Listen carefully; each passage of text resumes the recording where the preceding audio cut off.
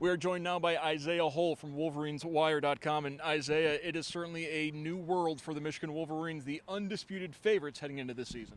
Yeah, it's a little bit different than just playing off the idea that they have that potential, right? Because I think back to 2019, going to the one in Chicago, when that was the last time that they were voted as the media favorite by the Cleveland.com poll. It didn't turn out to go quite as well as they had hoped that year. This year it's a bit different, obviously coming off of two back to back. Last year they weren't even considered the favorite. Ohio State was still getting all of that love. So there's certainly a swagger, but also weirdly a humility that comes with that. I mean, Jim Harbaugh was obviously in a pretty good mood, except for when he was being asked about NCAA sanctions. But otherwise, really good mood from him and the players, and they know what it takes to be able to win the Big Ten, and they're pretty confident that they can do it again. J.J. McCarthy's been described as a once-in-a-generation talent by Jim Harbaugh. We saw that last year as he took the starting position from Cade McNamara. He is back this year and can be an extreme difference maker for this program. Absolutely, and he's got a lot more talent than what people have kind of seen. We got glimpses of it, and I think the best actual example of that is the TCU game. I know it's kind of JJ give it, JJ take it away, but that was a game in which he threw for 343 yards, 2 touchdowns. That is kind of not what he was expected to do, but he is a former 5-star, and I think people forget that he has that capability of throwing downfield. Had some misconnections mid-season, but I mean early in the season, at first we saw him really push the ball downfield and do so with great success, great accuracy. It was just the middle of the season he started missing a little bit, and that kind of came together late in the season. They're hoping that they can make him not necessarily a focal point, but as Jim Harbaugh said, to try to spread the ball around between the running backs, the wide receivers, and all of that. But giving JJ a little bit more capability for what he is able to do, I think is what's on the docket. And certainly he is capable. If he was in more of an air raid system or something that's a little bit more pass first, he'd be probably putting up gaudy numbers. We just don't see that as much because it's a much different offense, and it's a little bit more difficult than you go for your first read and chuck it. There's a lot more that goes into the Jim Harbaugh passing offense. Late last season with Blake Corum injured, we saw what Donovan Edwards could really do. This year you've got both Donovan and a completely healthy Blake Corum, and as Jim Harbaugh touched upon, that's going to be one of the challenges this year is balancing that offense, making sure everybody gets enough targets. Absolutely, and when we talked to him both here as well as in June, he started throwing out numbers actually and saying like, well, ideally we'd like to get eight touches apiece for everybody, right?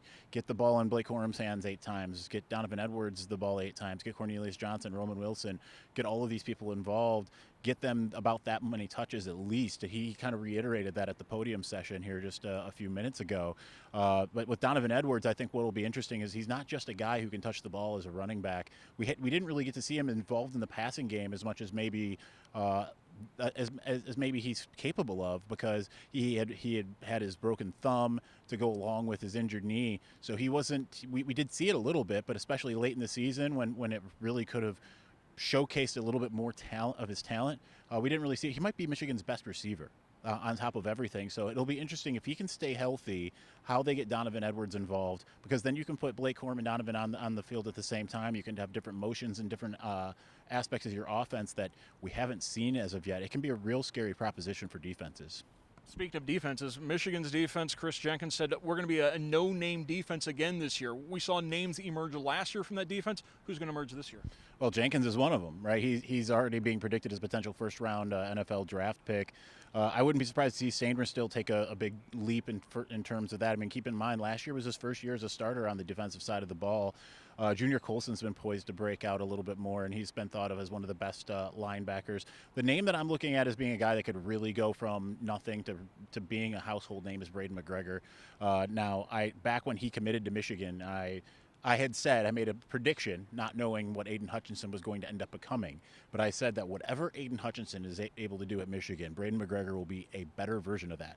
I recant that a little bit. I don't think he's necessarily going to be a number 1 overall pick, but he has the talent and the ability. The issue for Braden McGregor has long been that he tore his ACL in his senior season of high school, so he's been working his way back, and we got to see a little bit in particularly in the Ohio State game of what happens when he kind of doesn't think about his knee and just goes and plays. We've seen him intermittently have just really, really flashy moments. So I'll be curious if he's more of a full-time type of player as edge rusher. I mean, he could really take off. And the good news for Michigan is the schedule is amenable for him to work into that role. Perhaps the biggest question facing Michigan on the field is actually on special teams. Jake Moody is off to the NFL. No more Money Moody. You've got a new punter coming in as well. It's odd to say a Jim Harbaugh special teams unit is a question mark. Well, the good news for them in both cases is the punter, Tommy Doman, former 5-star according to Cole's Kicking, I believe.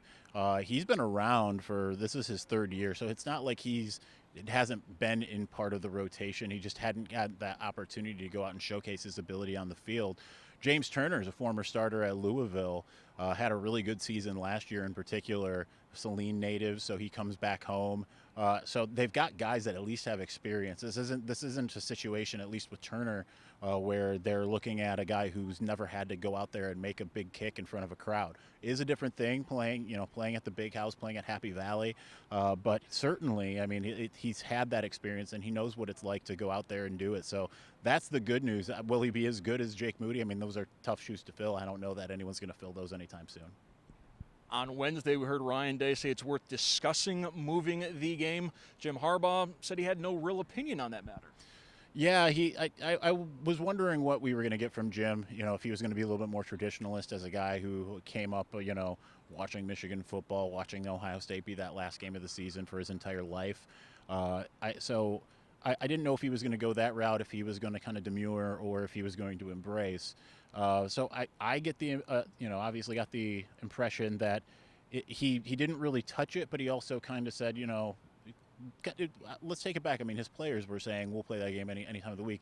I think that's probably where his mind is, but I also don't think that he wanted to necessarily co-opt what Ryan Day was saying, because I'm sure he saw a lot of the blowback. And I don't think anyone really wants to be the one that go out there and mess with tradition in this rivalry. So I'm not surprised he demurred, but certainly there was the possibility that he could have and really made a stand and really just made it even heighten the rivalry more by actually disagreeing. Breaking down Michigan football, one of our great traditions with Isaiah Hull. You can read all of his stuff on WolverinesWire.com. This full conversation can be found on BCSNNation.com as well. Isaiah, thank you so much. Absolutely, my pleasure.